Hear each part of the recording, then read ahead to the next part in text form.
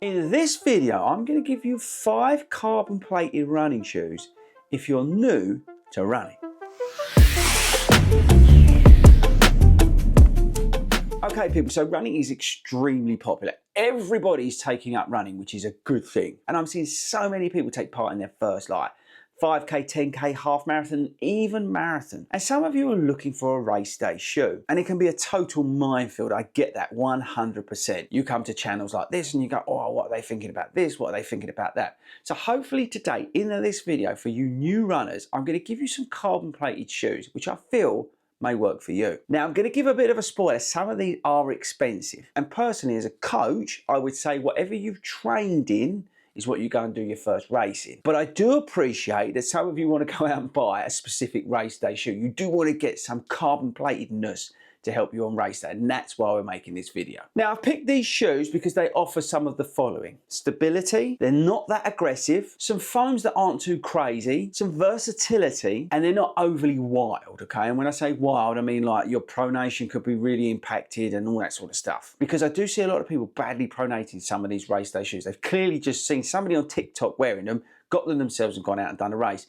And it's quite awful to see like people running along like this. So that's why I've picked some of these shoes that ain't as wild as some of the sort of top end shoes that you could buy. Are you following along? Good. Okay, so before we get into these, I'm going to quickly tell you how you can save 15% off of all these shoes. If you join as a 40 Runs Running Club affiliated member, you can then get 15% off at sportshoes.com. All you need to do is go over to 40runs.com, join as a member, make sure you then go over to sportshoes.com, sign up for like an ultra account, put your club membership or your URN number in, and then you're going to get 15% off. Got that? Good. Let's crack on. Okay, so the first shoe, if you're new to sort of race day shoes that you're after, is the Pro 4 from Saucony. Now, this £230 racing shoe features a really nice foam. The PWRRUN PB has a strip, also a PWRRUN HG running through it, and with the Speedroll technology, which is helping you with your heel to toe transition, it's a very stable but explosive ride. The plate's not overly aggressive, but it will work with you. The upper feels nice. You've got like 40mm of stack in there, so you're getting the most out of the foam. It's pretty wide, so it's not wildly unstable, and you do get that feeling of speed coming from the shoe. It feels nice and light on foot, and it fits true to size, which is good. The outsole's okay. It's not brilliant in the wet, but it's okay. But you can comfortably race in this shoe in all distances, and that's another key for these shoes. I've picked shoes that you can race in all the distances. So yes, the first shoe is the Saucony Pro 4. The second shoe I've just run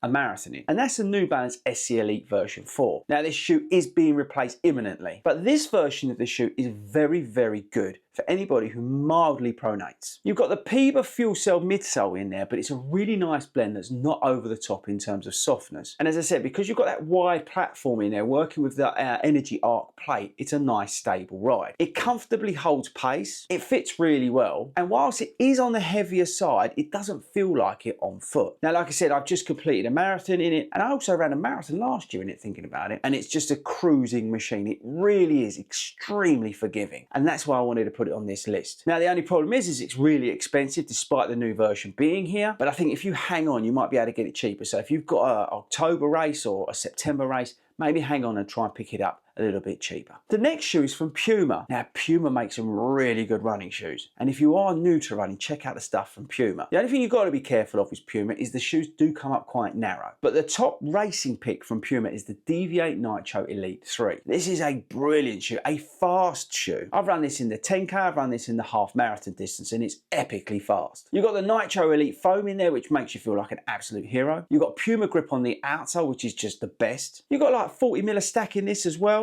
Nice upper, plate in there is not massively aggressive. It's just a really good fast shoe. I think this shoe's sweet spot is the 10k to half marathon distance, anywhere in there. It's epically fast. It really is a good lightweight feeling shoe, and I think it will appeal to a lot of you guys, and you'll be able to pick this up quite cheap as well. So check that one out. Right, the next shoe is from Nike. Now Nike obviously got the Alpha Fly, you've got the Vaporfly, the top end shoes, but the shoe I wanted to give a shout out to is the Zoom Fly 6. Now this is the cheapest shoe out of all of these at £154, and I think it's brilliant value. You've got a carbon plate in there, and you've got the Zoom X foam in there. You also have a carrier foam, we call it, the SR02, which is basically the bottom strip, and what that's doing is that's ironing out the ride. It's making it a little bit more stable. Now while it does increase the weight, I don't think you necessarily notice it that much on foot. But again, it's not an aggressive shoe, but it does work well when you pick up the pace. And you guys can also train in this. You could do some of those longer runs with a bit of pace in it, or you could do some of your speed workouts in this shoe. It's incredibly versatile. It fits well, like I said, at 154 pounds, I don't think you can go wrong. So don't necessarily get sucked into the Alphafly Vaporflies, okay? If you're new to running, you don't need to necessarily go there. Save some of that money